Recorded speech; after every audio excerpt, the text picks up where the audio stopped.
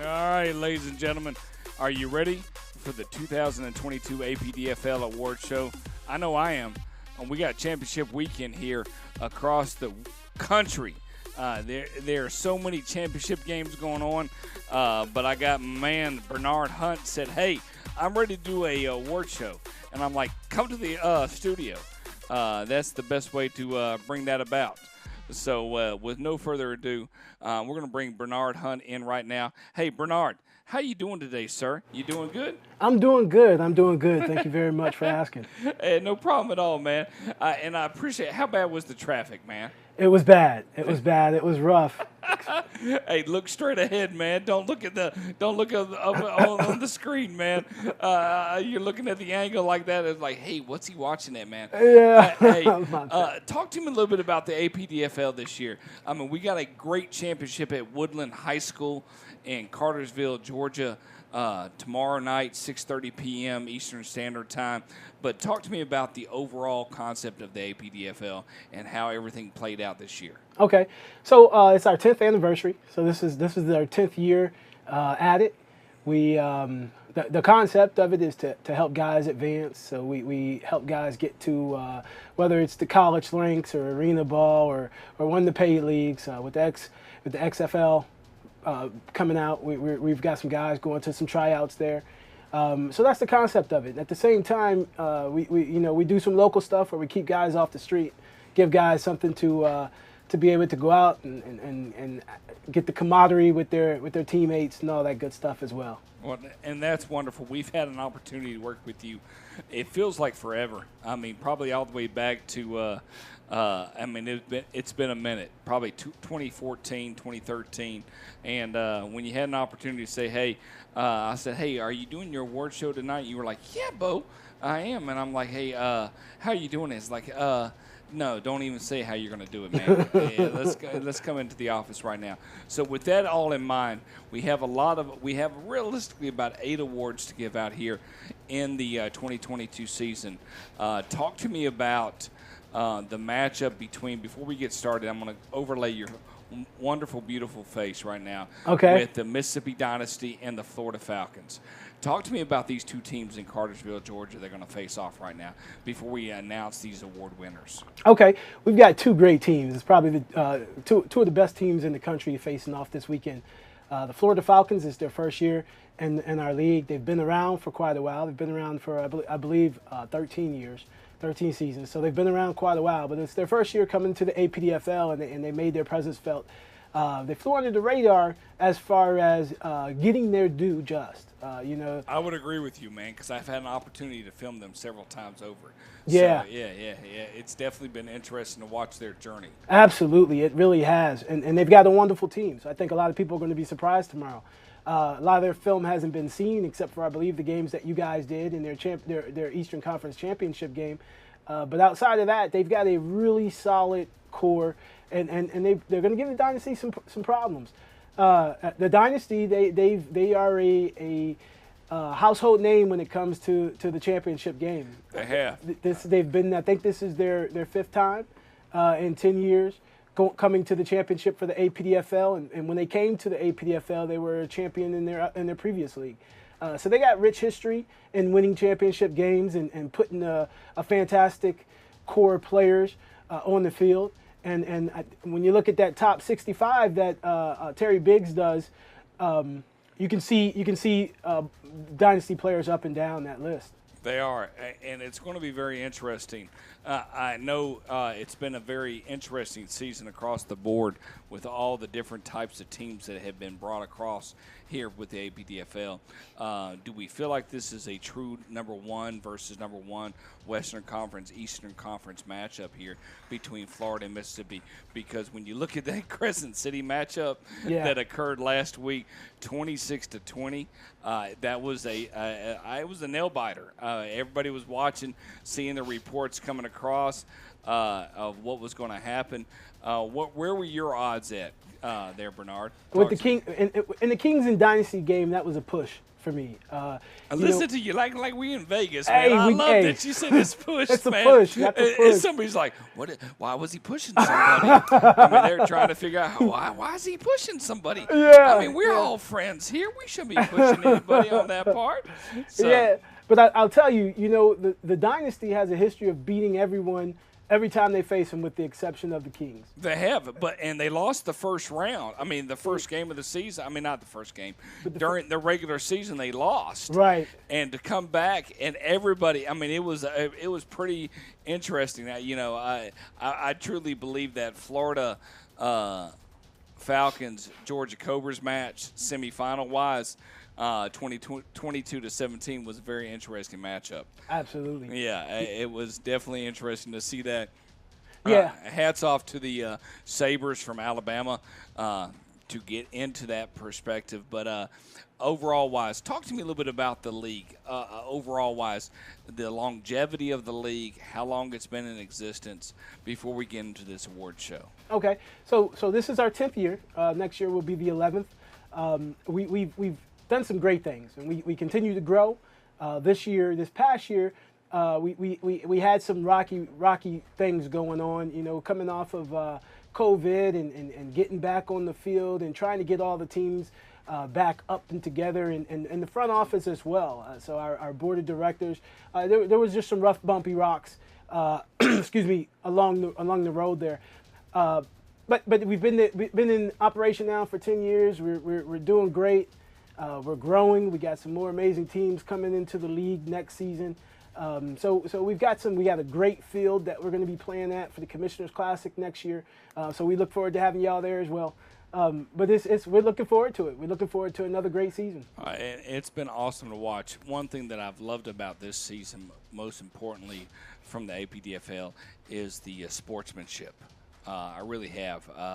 One thing that I love about you, Mr. Hunt, but also in the sense of you have fines and you have say, hey, we're going to suspend you from the league if you do this, this, and this, and it holds so much validity in that manner. So the first award, it's gonna be a slow burn. So don't worry about that on that part.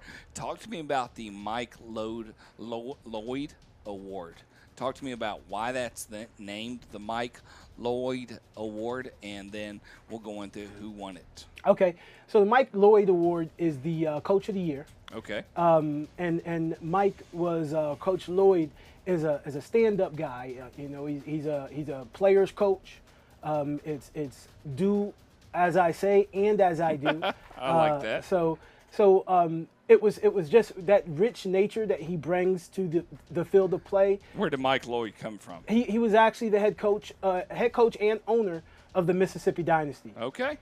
Mississippi Dynasty actually, and a lot of people aren't aware of this, but the Mississippi Dynasty went through a ownership change this past year, and after they were booted out of the playoffs, Coach Lloyd retired, and they got a new staff on, and they got a new head coach, and still ticking. Yeah, they didn't let up, man. They didn't let up. If we're seeing them here in Cartersville tomorrow at 6 o'clock Eastern Standard Time, they didn't let up on that part. So who's the winner of the head coach of the year? Okay, so the head coach of the year actually stays in Mississippi with the Mississippi Dynasty, and the Mike Lloyd Award goes to Nick Blackman, the head coach of the Mississippi Dynasty. All right. Hey, Coach Blackman, we cannot wait to speak with you tomorrow on site at Cartersville. Look forward to having that, and congratulations to winning the Mike Lloyd Award. I'm sorry, man. It just does not want to come out here on a Friday. Yeah, it's just one of those days, man. All right. Next award up here is, and you're going to have to explain it here, man. Okay. The Quentin So Sad Malone Award. Okay. So the Quentin So Sad Malone Award is named after one of the coaches that was a coach for the Pritchard Falcons. Pritchard Falcons was in our league several years ago. He passed away, and Coach Malone was a stand-up guy as well. Another one of those guys that the players loved. You could come to him on the field, off the field, during practice, after practice, whenever. And he was there for his guys.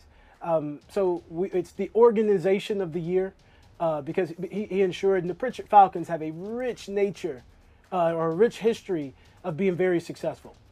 So we named that after Coach Malone, and it's the organization of the year. Okay.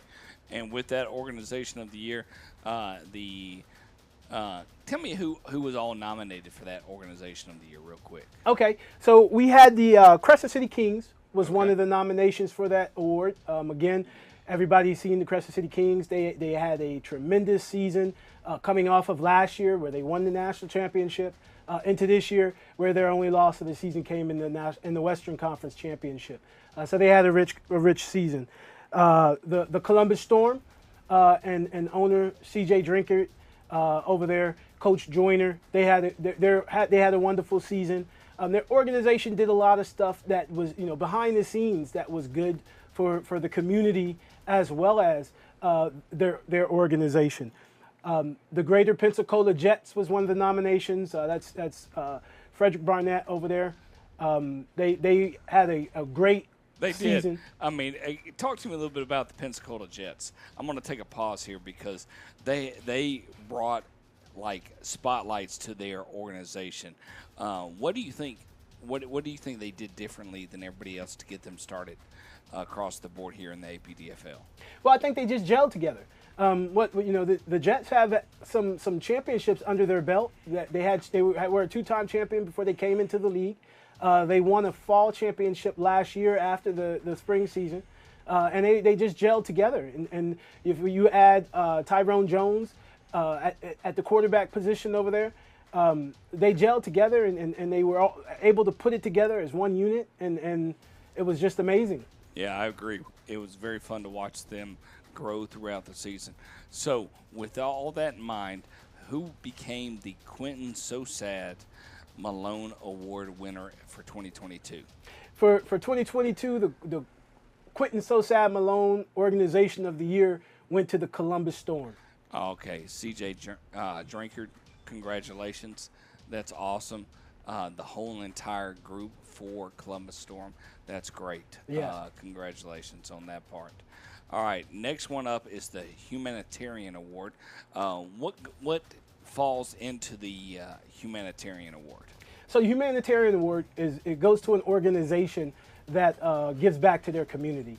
An organization that not only are here to play football, but they're here to advance their players. They're here to help their community build and grow. And they go out to the parades that their community may have and all those types of things. But their primary goal, or not necessarily primary goal, but they're huge. They have a huge purpose and a huge hand in building up their local community. All right, and the Humanitarian Award goes to? The Humanitarian Award for 2022 goes to the same team it went to last year, the Bayou Lacombe Cardinals. All right, so back to back, what are they doing down in Bayou? Yeah, the Cardinals are amazing when it comes to this. They have cookouts for their community. They have a back-to-school thing for their community. They have all kinds of stuff down there. And Jaron DeCrease, the co-owner and head coach of the team, he puts a lot of effort into what he does down there, not just with the team, but outside the team, helping the community, helping build the community, bringing the guys out to the community so they can, meet the fans and the fans can meet them. It's just a beautiful thing. That's wonderful. I mean, and when you talk about semi-pro, you really talk about community and what they want to bring about. So I totally agree with you on that. Johnny B. Hunt Award. First of all, tell me about the Johnny B. Hunt Award and why it's named after Johnny B. Hunt. Okay, so the Johnny B. Hunt Award is the Offensive Player of the Year. Okay. And that award goes to a player who offensively was a standout. Now, it's named that because my father was an offensive player. He was a running back through college. He played some. And I would take it his name is Johnny. His name is Johnny. I'm just making sure everybody that's not involved in this brain trust right now that they had that on that part.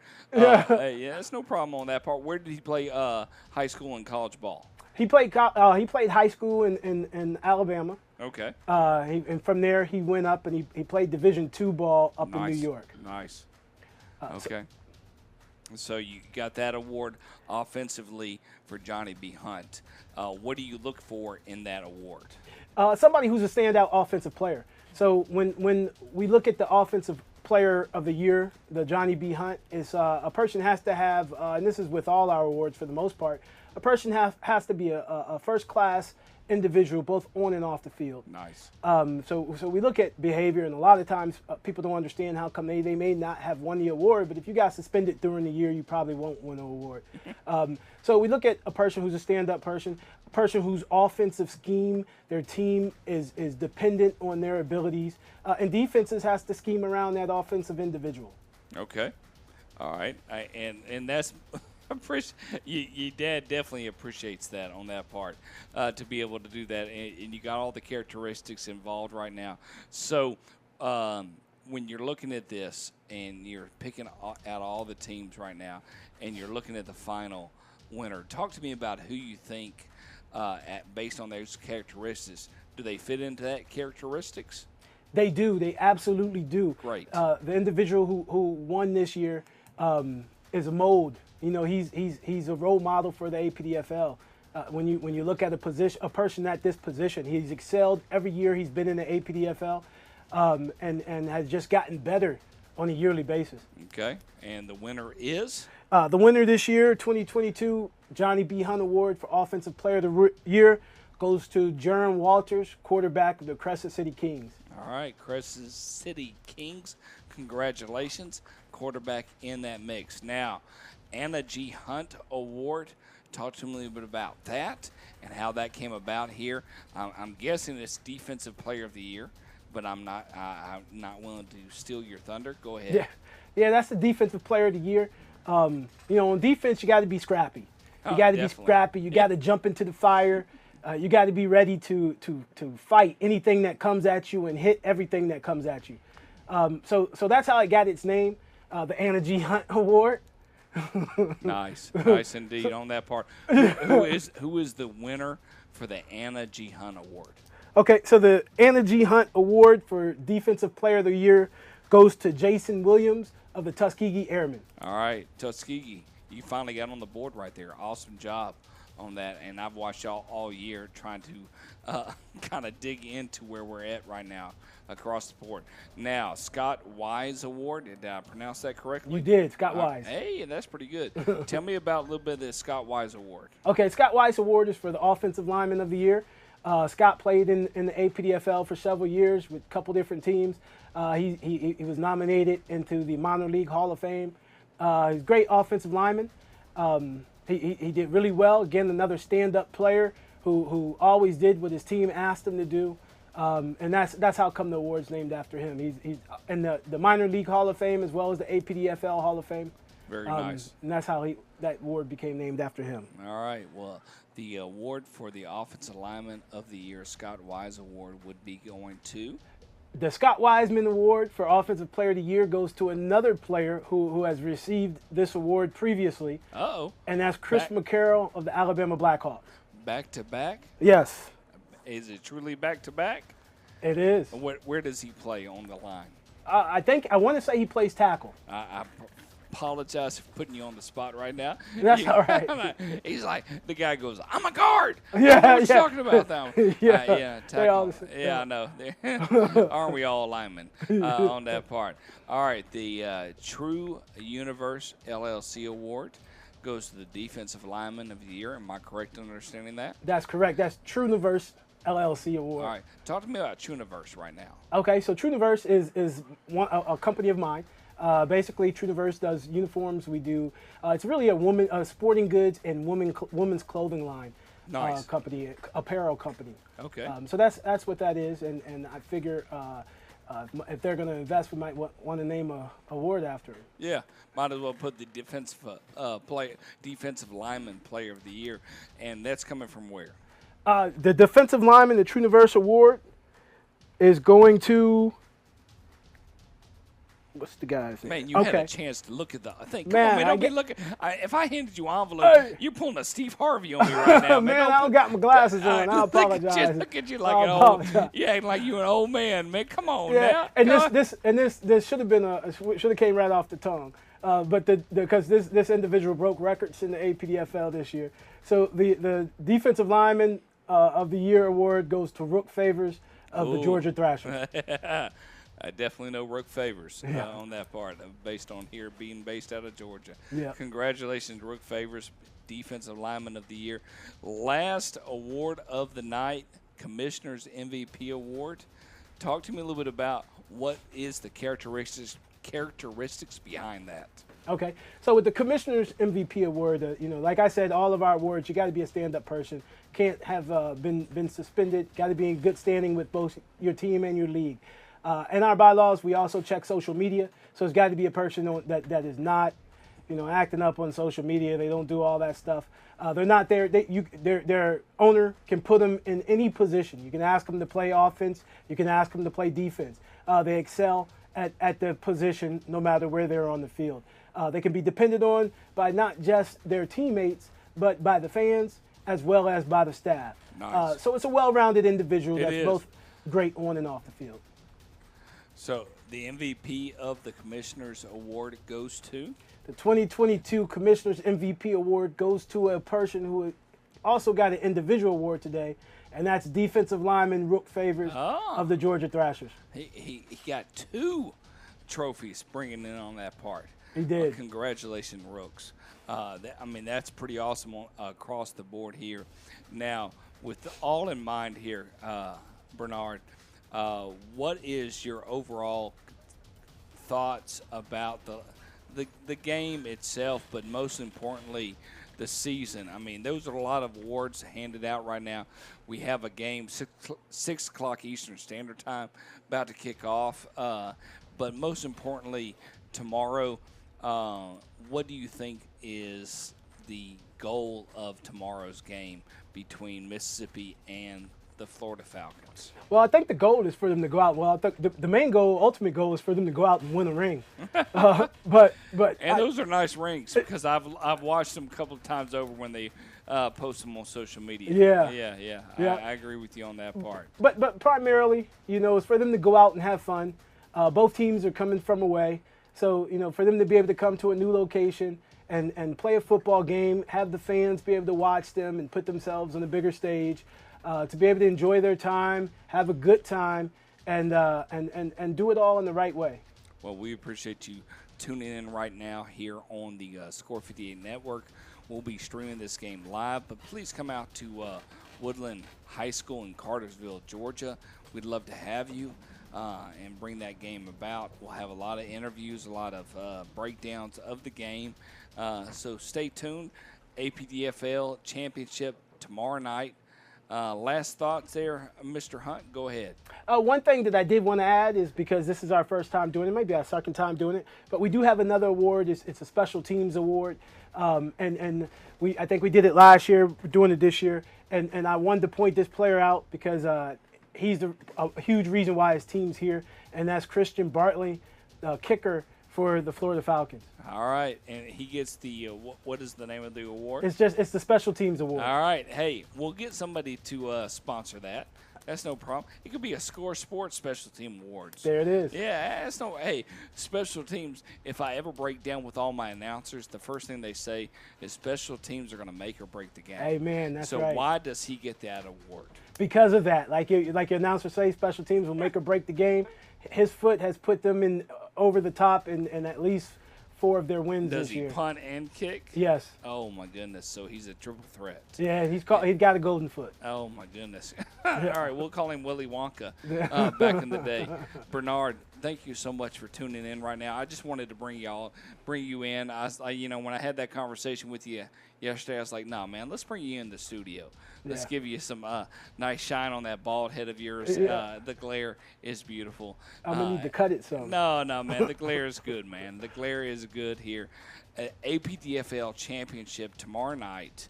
Tune in here on Score 58 Network, but most importantly, APDFL. We're going to go across the board.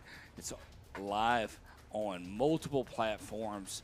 We're going to have this championship between the Florida Falcons and the Mississippi Dynasty. Tune in with us. It's going to be a lot of fun. Take care of yourselves. Last thoughts, Bernard? Let's get it. Let's have a good championship game. Hey, congratulations to all the award winners here on the Apdfl. And thank you so much for being a part of this semi-professional football league. And good night. Good night.